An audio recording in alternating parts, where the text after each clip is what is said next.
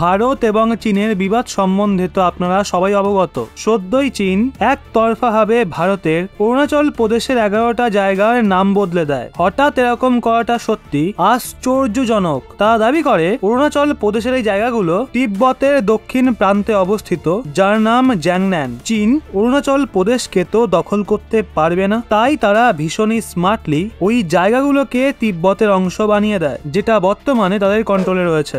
এভাবেই তারা ভারতের অংশ দখল করতে চায়। ভাবুন কতটা হুঁশিয়ার। চীন দ্বারা জারি নামের বর্তমান লিস্টে 5টা পর্বত শৃঙ্গ, 2টো নদী, 2টো ল্যান্ড এরিয়া এবং 2টো রেসিডেন্সিয়াল এরিয়া রয়েছে। এই 11টা জায়গার নাম তারা বদলে দিয়েছে। যদিও এমনটা প্রথমবার নয়, এর আগেও এপ্রিল 2017 সাল এবং ডিসেম্বর 2021-এও এমনটাই করেছিল। এখন তারা আবার পুনরায় একতরফাভাবে জায়গার নাম বদলে দেয়। বিদেশ মন্ত্রণালয়ের প্রবক্তা অরিন্দম বাগচি বলেন, চীন যত ইচ্ছা নিজের মন মতো জায়গার নাম বদলাক, এর ফলে বাস্তবতার কোনো পরিবর্তন হবে না, এতে আমাদের কোনো যায় আসে না। অরুণাচল প্রদেশ ভারতের অভিন্ন এবং অবিচ্ছেদ্য অংশ ছিল, আছে এবং থাকবে। চীন যা ইচ্ছা করুক, ভারত অনেক মজবুত। অর্থাৎ ইন্ডিয়া সরাসরি চীনের এই পদক্ষেপকে প্রত্যাখ্যান করেছে। চীন এখানেই থেমে থাকে না। ভারতের রিপ্লাইয়ের পর চীন পুনরায় একটা স্টেটমেন্ট জারি করে বলে, জ্যাংন্যাং চীনেরই অংশ। চীন হঠাৎই এতটা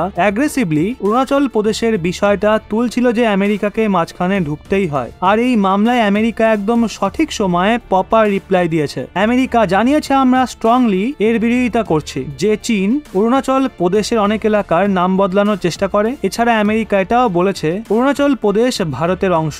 এখন আমেরিকা যদি এভাবেই ভারতের পাশে থেকে স্ট্রংলি আওয়াজ তোলে, তাহলে আমেরিকার প্রতি ভারতীয়দের বিশ্বাস অবশ্যই বাড়বে। এখানে আরো একটা বিষয় দেখুন, এই নিয়ে রাশিয়া কিন্তু কোনো কথা বলেনি, কেননা তারা বর্তমান সময়ে চীনের ওপর প্রচন্ড ডিপেন্ডেন্ট হয়ে পড়েছে। রাশিয়া কখনোই অরুণাচল প্রদেশের বিষয় নিয়ে কোনো রকম কমেন্ট করে না। ওদিকে আমেরিকা স্টেটমেন্টের পর আরো একটা রিপোর্ট বেরিয়ে আসে, ভারতীয় জার্নালিস্টদের যে ভিসা রয়েছে সেগুলো ফ্রিজ করা শুরু করে দিয়েছে। মানে ভারতীয় জার্নালিস্টরা এখন চীনে যেতে পারবে না রিপোর্টিং এর জন্য। এভাবে চীনও নিজের তরফ থেকে অনেক রিয়াকশন দিচ্ছে। এরও একটা রিজন রয়েছে, কারণ ভারত এমন মুভ চলেছে, ভারতের যে ক্লেম রয়েছে অরুণাচল প্রদেশকে নিয়ে সেটা অনেক স্ট্রং হয়ে যায়। আর এই মুভ আমরা চলেছি G20 মিটিং এর মারফত। আমরা সবাই জানি 2023-এর G20 সামিট হোস্ট করছে ইন্ডিয়া, আর যে মেগা G20 সামিট হবে সেপ্টেম্বর মাসে, যেটায় বিশ্বের সমস্ত শক্তিশালী নেতারা সামিল থাকবেন। তার আগে অনেক ছোট ছোট মিটিং হবে